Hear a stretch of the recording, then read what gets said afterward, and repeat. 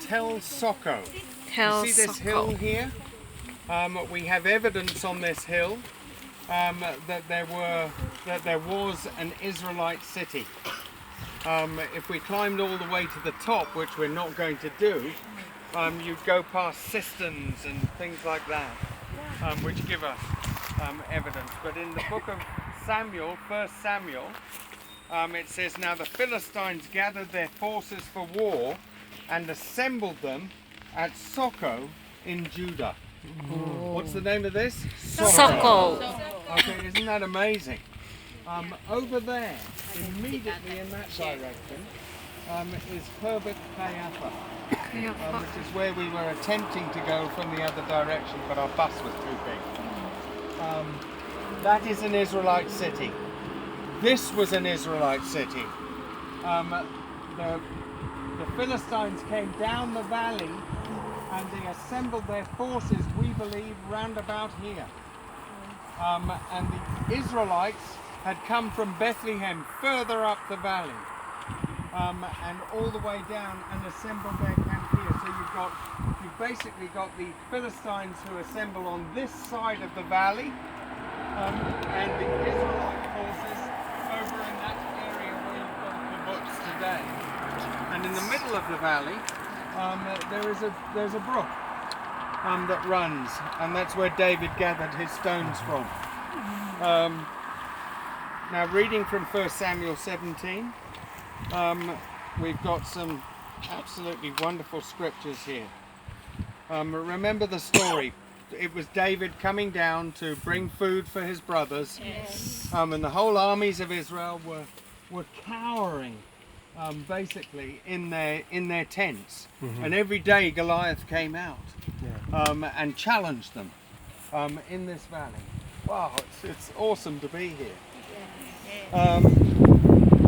And when David came, he asked the men standing near him, what will be done for the man who kills this Philistine and removes this disgrace from Israel? Who is this uncircumcised Philistine that he should defy the armies of the living God? I mean, he was a boy.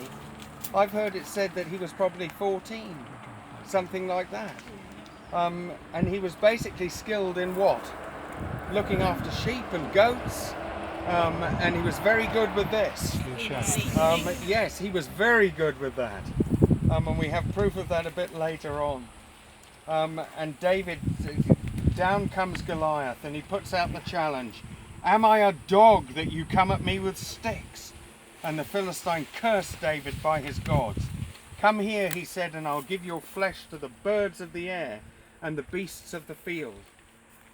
David said to the Philistine, "You come against me with sword and spear and javelin, but I come against you in the name of the Lord Almighty, the God of the armies of Israel, whom you have defied. This day the Lord will hand you over to me, and I'll strike you down and cut off your head." Nice. This is a little boy talking to a massive giant just over there somewhere. I mean, it's just amazing. And this day, yes, today I will give the carcasses of the Philistine army to the birds of the air and the beasts of the earth.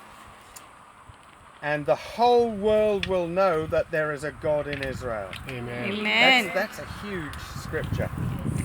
You know, something that, and he killed him, and he cut off his head with the sword.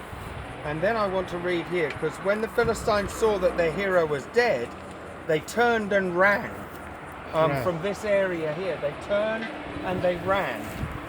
So remember, they were assembled just by this hill here, where the traffic is. They turned and ran. Then the men of Israel and Judah surged forward with a shout and pursued the Philistines to the entrance of Gath and to the gates of Ekron. They are way down there. But their dead were strewn along the Sha'arim road to Gath and to Ekron. There's Sha'arim over there, which is Herbert Kayafa, and the whole way going this way. So the Philistines encamped here, the children of Israel were over there, there's a brook in the middle. Goliath would come out every day And when David came down and saw that everybody was terrified, he came forward. What's the meaning of Cherubim? Double gates. Double gate. And Yeah. they found 2 gates there. We found 2 4-chambered Yeah, gate up systems there. there. And that's why they got excited about it being double gates. It is so cool to be able to be here. I mean, I know you're warm, standing under a fig tree. Look at the figs on this tree. They're not ripe. Be careful, give you a stomach ache. But absolutely fabulous.